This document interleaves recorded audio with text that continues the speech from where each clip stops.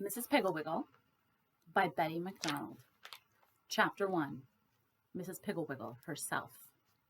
I expect I might as well begin by telling you all about Mrs. Piggle Wiggle, so whenever I mention her name, which I do very often in this book, you will not interrupt and ask, who is Mrs. Piggle Wiggle? What does she look like? How big is she? How old is she? What color is her hair? Is her hair long? Does she wear high heels? Does she have any children?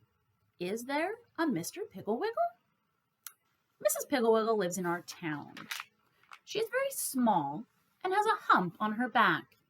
When children ask about the hump, she says, "Oh, that's my lump of magic. Sometimes it turns me into a witch. Other times, into a dwarf or a fairy. And on special occasions, it makes me into a queen." The children are all very envious of this hump because, besides being magic, is such a convenient, fastening place for wings. Mrs. Piggle Wiggle has brown, sparkly eyes and brown hair, which she keeps very long, almost to her knees, so the children can comb it. She usually wears it on top of her head in a knot, unless someone has been combing it, and then she has braids, or long wet curls, or long hair just hanging with a jeweled crown or flowers on top. One day I saw her digging in her garden wearing the jeweled crown, and with her hair billowing down her back. She waved gaily and said, "I promised Betsy is one of her children friends, that I would not touch the hair until she came home from school." And she went on with her digging. Mrs. Piggle Wiggle's skin is goldeny brown, and she has a warm, spicy sugar cookie smell that is very comforting to children who are sad about something. Her clothes are all brown and never look crisp and pressed because they are used for dress-up. She wears felt hats, which the children poke and twist into witches and pirates' hats, and she does not mind at all. Sunday mornings, she takes one of the hats off the closet shelf, gives a few thumps, pulls it firmly down fore and aft, and wears it to church. She wears very high heels all the time and is glad to let the little girls borrow her shoes.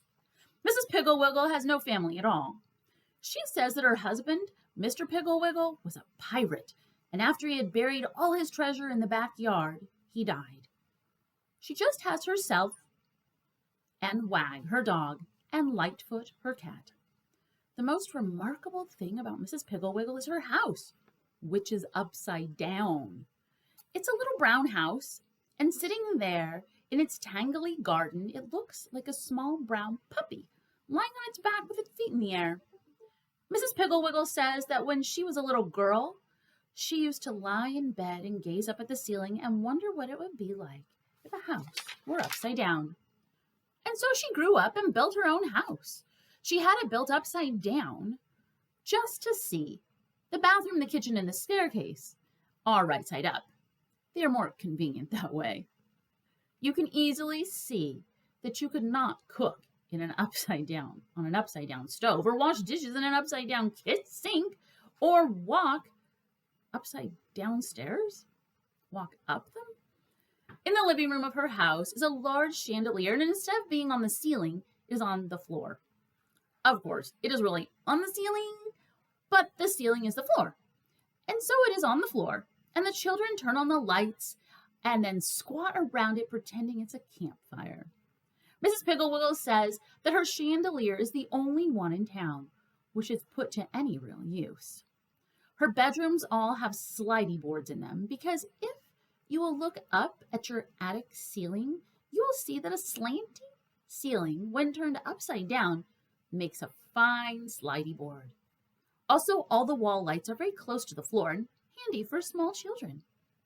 For the first 5 or 10 years after the house was built, Mrs. Piggle Wiggle climbed in and out of her rooms over the high doorways. But now she has little steps, which are just the thing to practice jumping. She gives the children chalk so they can mark on the rug how far they jump.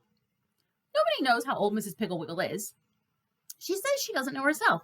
She says, "What difference does it make how old I am when I shall never grow any bigger?" Mrs. Piggle Wiggle's dog, Wag, has puppies every once in a while, and so she keeps a long list of names of children who want them on the blackboard in her kitchen. For Lightfoot the cat's kittens, she has a long waiting list on the blackboard in the dining room.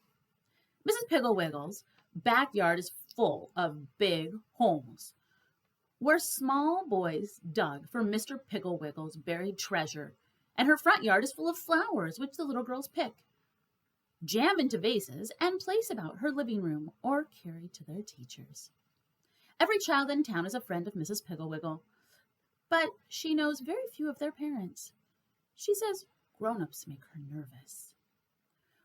For the first year after she built the house, Mrs. Piggle Wiggle lived there all by herself, except for Wag and Lightfoot, and she was very lonely.